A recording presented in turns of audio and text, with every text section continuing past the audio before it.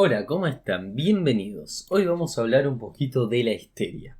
Para empezar, vamos a charlar sobre el texto de Intervenciones en la transferencia de Lacan de 1951. En este escrito, como digo, publicado en 1951, recoge la exposición de Lacan en un congreso de psicoanalistas. Allí ofrece una lectura crítica del abordaje de la transferencia por parte de Freud en el caso Dora, situando tanto sus intervenciones a lo largo de la cura, logradas o fallidas, como aspectos relacionados con el estatuto del yo y el valor de las identificaciones en la estructuración de la histeria y de sus síntomas conversivos. Estos aspectos salen a la luz durante el tratamiento y toman un lugar en la relación transferencial entre el analista y la analizante, que será decisivo para su desenlace. Lacan dice aquí una frase: aquí estamos todavía en lo de amaestrar las orejas para el término sujeto. Entonces cabe preguntarnos, ¿qué es entonces el sujeto para el psicoanálisis? ¿Qué es el sujeto dentro del psicoanálisis? Es decir, en un tratamiento analítico. En este texto en particular aborda la noción del sujeto en el contexto de la oposición entre psicoanálisis y psicología.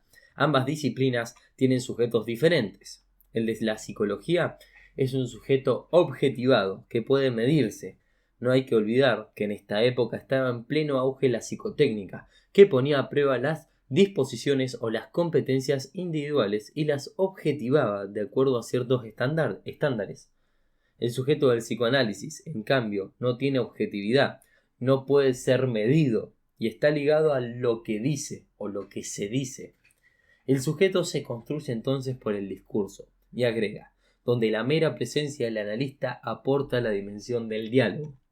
Lacan piensa entonces al psicoanálisis como una experiencia dialéctica, como el arte del diálogo.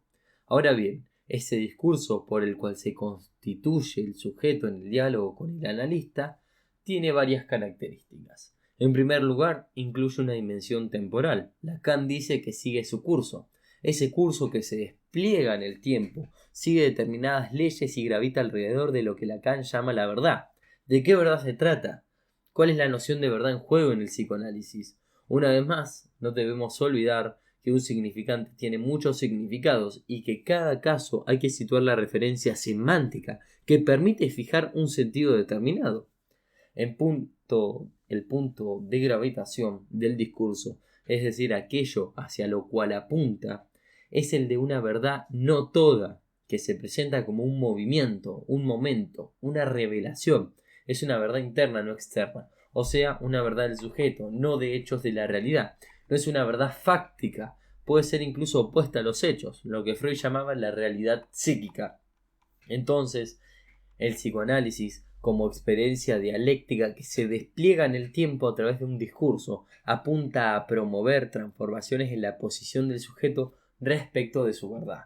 Verdad que atañe, como señala Lacan, no solo a su comprensión de las cosas, sino también a cómo se posiciona en las relaciones de objeto, pero también muestra el lugar del yo y su matriz identificatoria en dichas relaciones y su función de escollo en la cura cuando el analista no interviene adecuadamente y erra en el manejo de la transferencia. Todas estas cuestiones son las que Lacan pone de relieve en el texto, valiéndose para ello del historial de Dora. Como lo dice claramente, este fue el primer caso en que Freud reconoció la transferencia como un lugar en la experiencia analítica, como aliada y también como obstáculo. Hablemos de la histeria estructurada como una pregunta. El postulado que Lacan va a tratar de demostrar es que la neurosis se articula como la respuesta a una pregunta. Esta proposición vale para todas las neurosis, es decir, tanto la neurosis obsesiva como la histeria, pero en cada una de ellas va a adquirir una forma distintiva. En el caso de la histeria se trata de una pregunta por el sexo. ¿Qué supone tener el sexo que tengo? El motivo por el cual Lacan en el seminario 3 dedicaba 2 clases al análisis de la pregunta histérica en un seminario en el que el objeto de estudio era la psicosis, es porque si bien gran parte de ese seminario está destinado a examinar el caso Scheber, un sujeto psicótico cuyo historial fue desarrollado por Freud en 1911, van a ser ciertas cuestiones relativas a la sexualidad femenina las que van a habilitar a Lacan a introducir el problema de la histeria, porque su estructura se va a organizar alrededor de este punto, aunque de una manera totalmente diferente a lo que pasa en la psicosis. Otra vez te vuelvo a invitar a ver el video de Psicosis, que está bien explicado, una horita de puro contenido. Por eso comienza planteando el caso de una histeria traumática en un varón que presentaba síntomas conversivos vinculados con una fantasía de embarazo, para luego compararlo con el caso de Dora, en quien reconoce una pregunta fundamental: ¿qué es ser una mujer?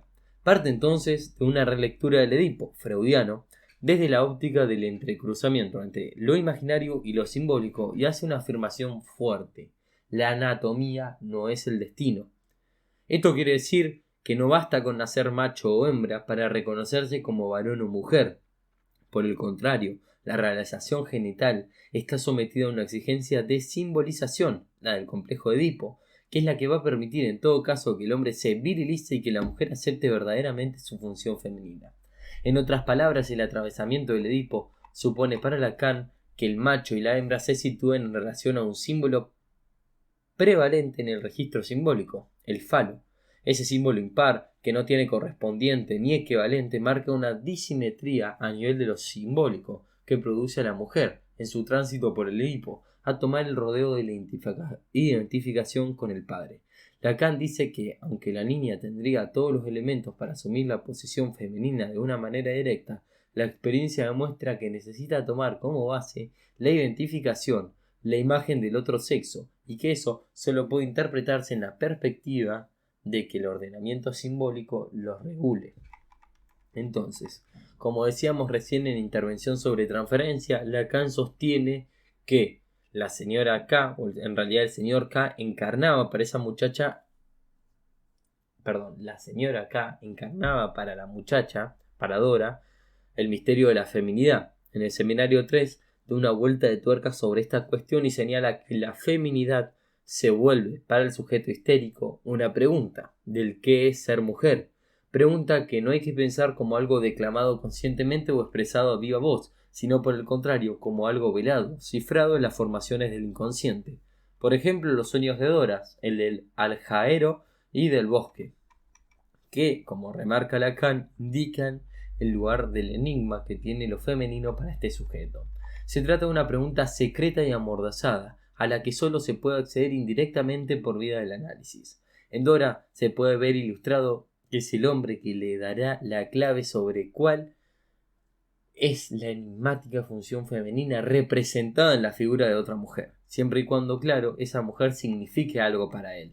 Pero, si esa mujer no fuera nada para él, encontramos acá una nueva versión explicativa de la bofetada.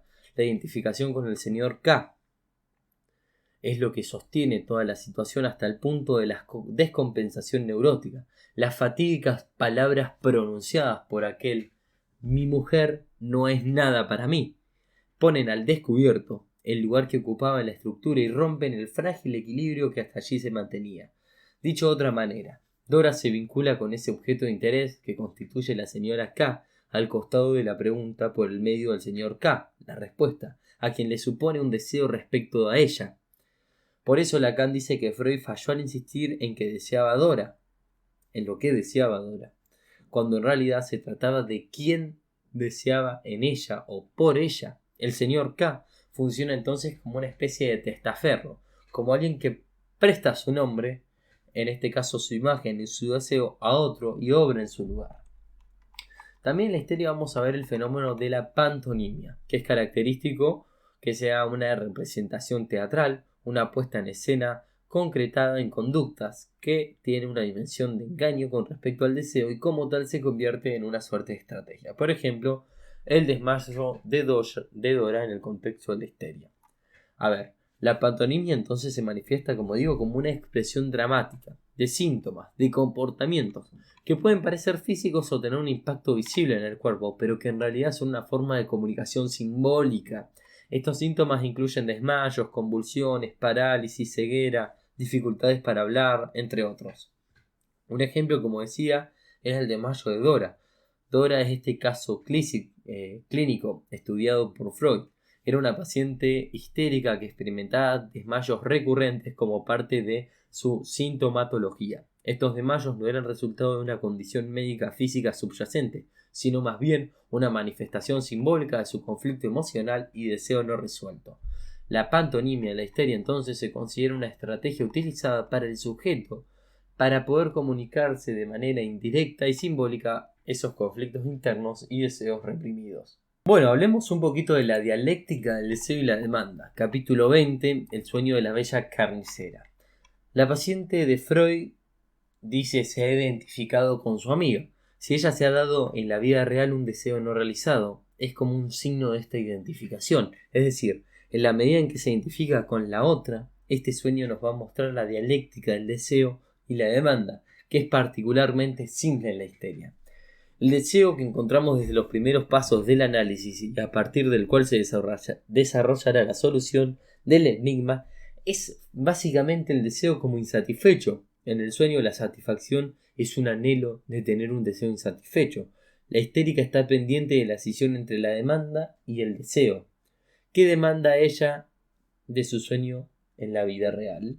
Esta enferma tan enamorada de su marido pide amor. Y las histéricas, como todo el mundo, demandan amor, salvo que en ellas esto es más aparatoso. ¿Qué desea? Desea caviar. ¿Y qué quiere? Quiere que no le den caviar. Eso es la histeria. La cuestión es saber por qué. Para que una histérica mantenga un comercio amoroso que le sea satisfactorio, es necesario en primer lugar que desee otra cosa.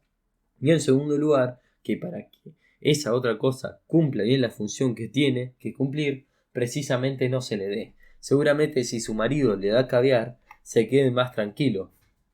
O acá lo estamos posicionando un poco como un neurótico obsesivo que cumple la demanda. Pero lo que ella quiere es que no se lo dé, para poder seguir amándose con locura. Es algo de la estructura histérica. El histérico no sabe que no puede ser satisfecho dentro de la demanda, pero es muy esencial que ustedes sepan. Lo que manifiesta como una necesidad ha de pasar por la demanda, es decir, dirigirse al otro. No es solo deseo insatisfecho para la histérica, sino también para el hombre. Necesita mantener insatisfecho el deseo del otro, porque mientras éste desea, ella puede seguir haciéndose la pregunta por la feminidad. Tiene la ilusión, a través de subrayar la insatisfacción del deseo, de que eso podría satisfacerse en otro lugar, especialmente en otra mujer.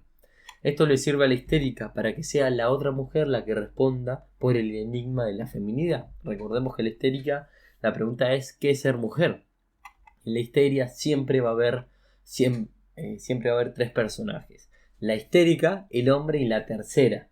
¿No les suena algo muy actual, no? La tercera, siempre hay otra o siempre hay otro. Bueno, es esto, básicamente. La noción del deseo insatisfecho y la noción de la pregunta van a ir entrelazadas entre sí. Dora está insatisfecha y supone que hay una mujer que sí goza sexualmente, que sí goza completamente, que es la señora K.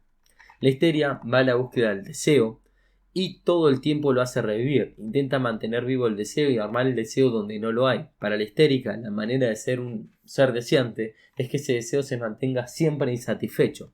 Demanda algo para que no se lo den, porque quiere sostener el deseo insatisfecho, porque teme que el deseo se extinga. La creación de un deseo insatisfecho supone la constitución del otro real, barrado. Busca promover el deseo en el otro, sustrayéndoselo. Trata de introducir la falta. Por ejemplo, la histérica ve en la vidriera un vestido y dice ¡qué lindo! Y él no va y se lo compra. La histérica, como quiere seguir manteniendo ese deseo insatisfecho, dice ¡ay, qué lindo! Pero no para tenerlo, por ejemplo. O qué lindo, pero para otro tipo de persona.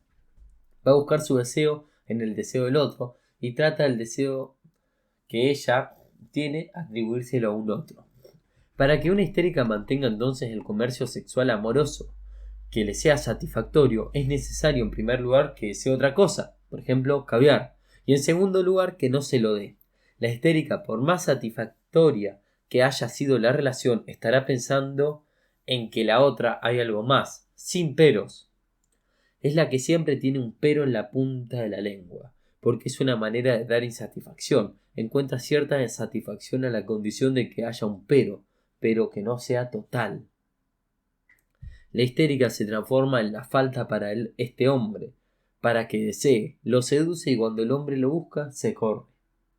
Lacan habla de agalma, que es un cofre que hace creer que adentro hay algo muy valioso. En nuestra época sería equivalente a un regalo que si a uno le trae un paquete con un moño, quiere abrirlo. Y acá dice, la histérica anda por la vida, a manera análoga, como un paquete con un moño, pero no va a perder el moño porque eso le asegura el deseo del hombre. Gran analogía, ¿no? En la histeria es muy habitual que la figura paterna sea una figura imponente y que el discurso materno transmita a sus hijos esa impotencia paterna de todo lo que no hizo, etc. Identificación. La identificación histérica es usada con frecuencia para expresar una comunidad sexual.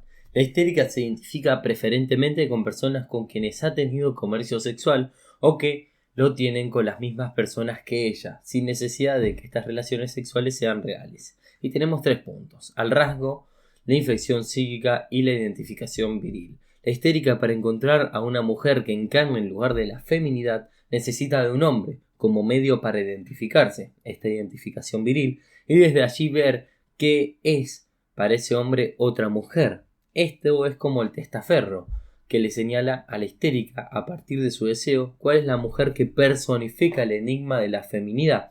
Este testaferro, porque está al servicio de mantener preguntas, doras al señor K. La identificación viril en la histérica da una respuesta imaginaria por ser una mujer, en tanto no hay respuesta simbólica. La histérica va a buscar su deseo en el deseo del otro. Se trata del deseo que ella atribuye al otro. El obsesivo hace pasar su deseo por delante de todo. A ver, lo que quiero decir es que va a buscarlo más allá, poniendo la mira en él, en su constitución de deseo, en la medida en que, en cuanto tal, destruye al otro. Bueno, hasta acá la histeria. El próximo video vamos a ver fobias. No olvides dejar tu me gusta, suscribirte y un comentario. Y adiós.